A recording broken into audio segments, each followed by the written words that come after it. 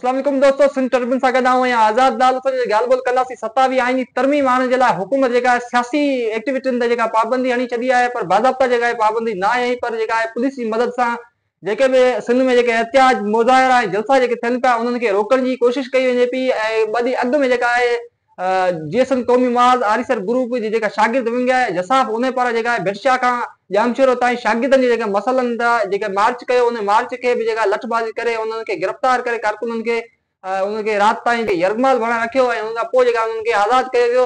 ऐं उनखे अलावा ॿियो ॾिठो वञे त अयालती पले जो टियों जेका आहे उहो थाणे बुला खान में वियो जलसो कयो, उते बि पुलिस उनजी रोकण जी कोशिश कई पर उहो जलसो करण में कामयाबु वियो। ऐं उन खां पोइ जेका आहे हिन ॾिठो वञे त तहरीक तहफ़ुज़ आईन पाकिस्तान पारां जेका आहे 14 नवंबर ते 27 आईनी तरमीम ऐं ॿियनि मसइलनि जे ख़िलाफ़ जेका आहे उहो हैदराबाद में जलसो रिथियल हो। उहो जलसो जेका आहे उहो मुल्तवी थी वियो आहे। उनखे जेका आहे उहो हुतां जी इंतज़ामिया पारां जेका आहे उहो इजाज़त न आहे ॾिनी त जलसे करण जी। ऐं उन खां अलावा जेको ॿियो ॾिठो वञे त सॼी सिंध में जेका आहे उहो सिंध एक्शन कमेटी खे फाल करे कोमपस धुरिन पारां जेका आहे उहो 27 आईनी तरमीम जे ख़िलाफ़ एहतिजाजी मुज़ाहिरनि जो ऐलान कयो 11 नवंबर ते। उन 11 नवंबर जे एहतिजाज जे सिलसिले में अॼु जेका आहे सैयद ज़ैन शाह, ज़याद चांडो, न्याज़ कालानी ऐं ॿियनि ते जेका आहे उहो जामशोरो ज़िले में जेका आहे एफआईआर दाख़िल कई वई आहे। एफआईआर में ॼाणायो आहे त हिननि अॻवाननि रोड बंदि करे जेका आहे उहो मुल्क जी सालमियत ऐं ॿियनि जे मसइलनि जे ख़िलाफ़ जेका नारेबाज़ी कई ऐं रोड बंदि कयो ऐं माण्हुनि खे जेका तंग कयो। ऐं उन हालात सां ॾिठो वञे त हाणे सॼी सिंध में जेका 27 आईनी तरमीम आणण जे लाइ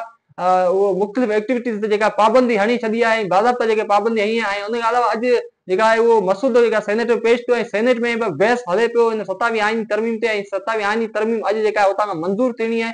ऐं उन खां पोइ जेका आहे उहो 14 नवंबर खां अॻु जेका उहो क़ौमी असेंबली में पास थी मंज़ूर थींदी ऐं उहो 27 आईनी तरमीम जेके बि नुक़्ता आहिनि उहे लागू थी वेंदा। ऐं सॼी सिंध में जेका आहे उहो एहतिजाजी मुज़ाहिरनि ते जेका पाबंदी हणी वञे। हिकिड़ो सोशल मीडिया ते कोमपस धुरिन ऐं तहरीक आईनी पाकिस्तान पारां हिकिड़ो 27 आईनी तरमीम ख़िलाफ़ वॾो ट्रेंड हली रहियो आहे। हाणे ॾिठो वञे त हीअ जेका जिदोजहद किथे दंग करे थी ऐं हुकूमत अवाम खे जेका 27 आईनी तरमीम जे ख़िलाफ़ एहतिजाजी मुज़ाहिरा करण खां केतिरो रोके थी।